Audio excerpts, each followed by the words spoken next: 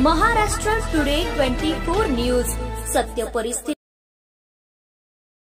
Doctor संपदा मुंडे यांच्या कुटुंबियांना जोपर्यंत न्याय मिळत नाही तोपर्यंत आम्ही खाली उतरणार नाही असा आंदोलकांनी घेतला आक्रमक पवित्रा। वडवणी तालुक्यातील कवडगाव येथील रहिवासी असलेल्या डॉक्टर संपदा मुंडे या फलटण येथे आरोग्य अधिकारी म्हणून कार्यरत होत्या। मागील 5 ते 6 दिवसांपूर्वी स्वतःच्या हातावर सुसाईड नोट लिहून आत्महत्या केली आहे। सदर प्रकरणाचे संबंध राज्यभर पडसाद उमटले आहेत। त्याच अनुषंगाने त्यांच्या मूळ गावासह वडवणी तालुक्यातील विविध संघटना व पक्षाच्या अधिकाऱ्यांनी एकत्र येत मोठे जनआंदोलन उभारून पाण्याच्या टाकीवर चढून आंदोलन केले।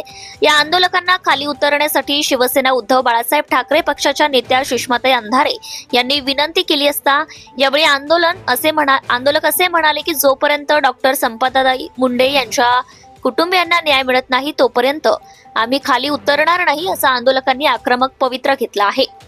महाराष्ट्र टुडे मराठीसाठी प्रतिनिधी वसंत Sonawane, Wadwani, Beed. Subscribe now and press the bell icon. Never miss an update.